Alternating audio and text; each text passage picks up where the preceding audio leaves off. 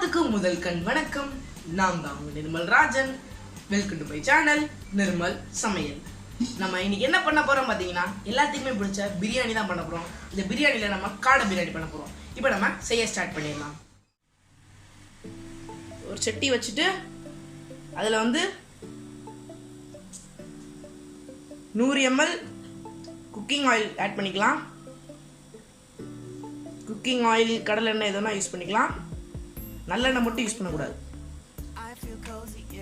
இது சூடாகட்டும். எண்ணெய் இப்போ சூடாயிருச்சு. அதில் ஒரு பட்டை, 2 ஏலக்காய், 3 கிராம்பு, ஒரு ஸ்டார் அனீஸ், 1/2 ஸ்பூன் ஜீரகம், 1/2 ஸ்பூன் சோம்பு, இதெல்லாம் எல்லாத்தையும் ஆட் பண்ணிக்கலாம்.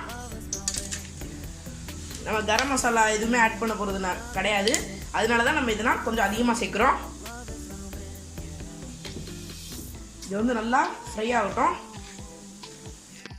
நான் இதில் பிரிஞ்சியல் ஆட் பண்ண மாட்டேன். உங்களுக்கு வேணும்னா ஆட் பண்ணிக்கோங்க. இது நல்லா இப்போ பொரிஞ்சிடுச்சு. இதில் 3 பெரிய வெங்காயத்தை நல்லா ஸ்லைஸ் பண்ணி ஆட் பண்ணிக்கலாம்.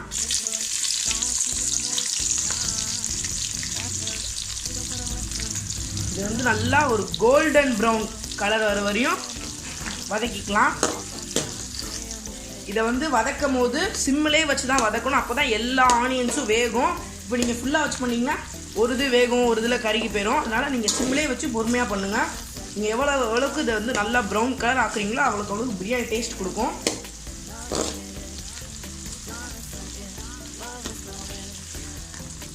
நீங்கள் பாதி மட்டும் ஆனியனை வேக வச்சுட்டிங்கன்னா இப்போ மதியானம் சாப்பிட்றீங்கன்னா சாயந்தரம் வரையும் சாப்பிட முடியாது, கெட்டு போயிடும். நல்லா வதக்கும் போது ஒரு நாள் ஃபுல்லாக வச்சுக்கலாம் அந்த பிரியாணியை. இது இப்போ நல்லா வதக்கிக்கலாம். இப்போ பார்த்தீங்களா, ஆனியன்ஸ் நல்லா ப்ரௌன் கலரில் பார்த்தீங்களா. இந்த மாதிரி ஆனதுக்கப்புறம் நம்ம மல்லி புதினா ஆட் பண்ணிக்கலாம். இப்போதைக்கு கொஞ்சமாக ஆட் பண்ணிக்கலாம். இது நல்லா ஃப்ரை ஆகட்டும். அது நல்லா ஃப்ரை ஆனதுக்கப்புறம் 2 tablespoon ginger garlic paste add பண்ணிக்கலாம். இதோட பச்சை வாசனை போகிற வரையும் நல்லா சாட்டே பண்ணிக்கலாம். சிம்மிலே வச்சு பண்ணுங்க.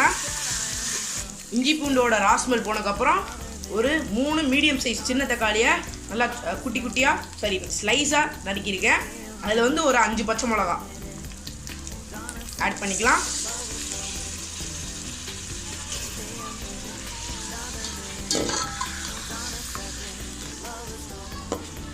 தக்காளி சீக்கிரமாக வேகிறதுக்காக லைட்டாக சால்ட் ஆட் பண்ணிக்கலாம். லைட்டாக உப்பு ஆட் பண்ணிக்கலாம்.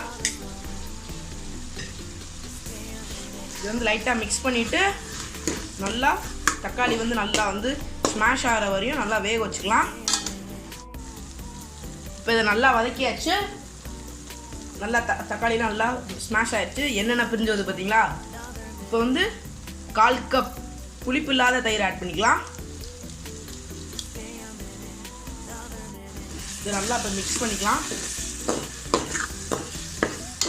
நான் இன்னைக்கு 1/2 kg தான் பண்ணுறேன். 1/2 kgக்கு இது அளவுக்கு தான். இது இப்போ நல்லா மிக்ஸ் பண்ணிக்கலாம் ஒரு 2 minutes. தயிர் போட்டதுக்கப்புறம் வீட்டில் அரைச்ச மிளகாத்தூள் நான் 3 டேபிள் ஸ்பூன் ஆட் பண்ணிக்கிறேன்.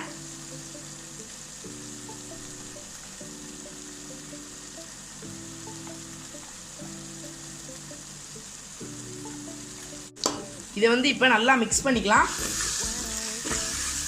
ஒரு 1 minute வரையும் அதை குக் பண்ணிக்கலாம்.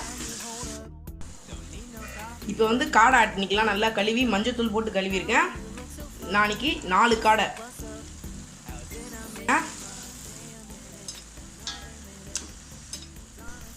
இப்போ காடைக்கு தேவையான அளவு உப்பு போட்டுக்கலாம் வேக வைக்கிறதுக்கு. இது இப்போ நல்லா மிக்ஸ் பண்ணிக்கலாம். இந்த மசாலா காடைக்குள்ள நல்லா மிக்ஸ் பண்ணிக்கலாம்.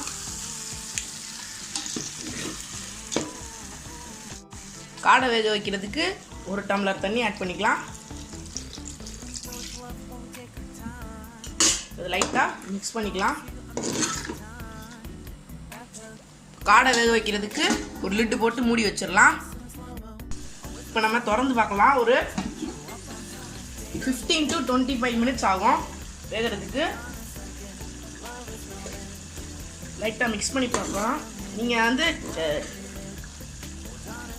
வெந்திருக்கான்னு டெஸ்ட் பண்ணி பார்த்துக்கோங்க. வேகலைன்னா இன்னும் ஒரு 5 to 10 minutes வேக வச்சுக்கோங்க. இப்போ நான் எனக்கு வந்து நல்லா வெந்துருச்சு.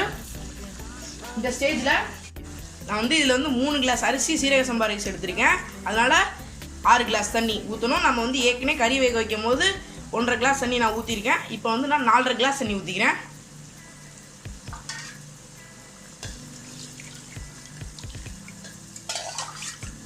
நம்ம இந்த அண்டாவில் பண்ணுறதுனால தண்ணி வந்து கொஞ்சம் அதிகமாக தான் ஊற்றணும்.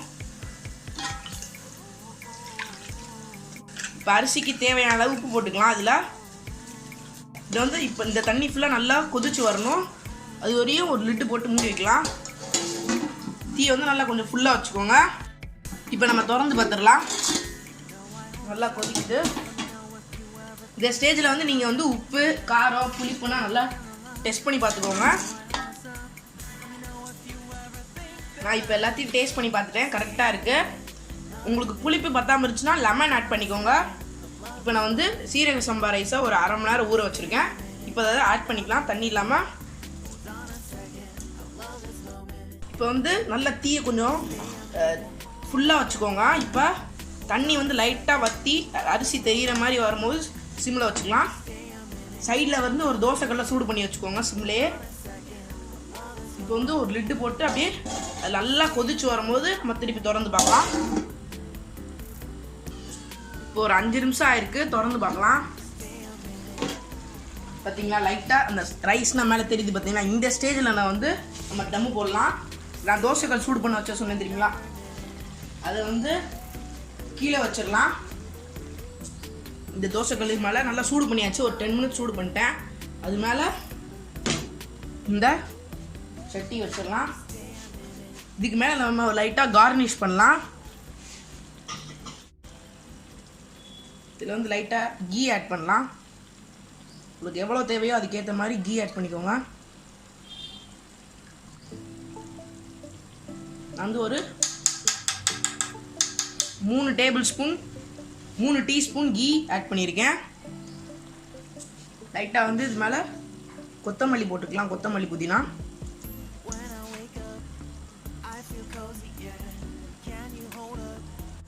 இது அப்படியே ஒரு மூடி போட்டு அந்த லிட்டை போட்டு இதுக்கு மேலே வந்து ஒரு சட்டியில் நான் வாட்டர் பிடிச்சி வச்சுருக்கேன். அதை அப்படியே மேலே வச்சிடலாம். இது வந்து ஒரு 15 மினிட்ஸ் வச்சுக்கலாம். 15 மினிட்ஸ் கழிச்சு ஆஃப் பண்ணிவிட்டு ஒரு 15 மினிட்ஸ் அப்படியே அந்த தம்லே இருக்கணும். அப்போ தான் அந்த ரைஸ்லாம் சாஃப்ட் ஆகும். இப்போ நம்ம ஒரு 15 மினிட்ஸ் அப்படியே வேக வச்சிடலாம். இப்போ நம்ம திறந்து பார்க்கலாம். நல்லா 15 நிமிஷம் தம் போட்டாச்சு. சூப்பராக வாசமாக இருக்குது. லைட்டாக கிண்டி பார்ப்போம். சூப்பராக இருக்குது. இப்போ நம்ம அதை சர்வ் பண்ணிடலாம்.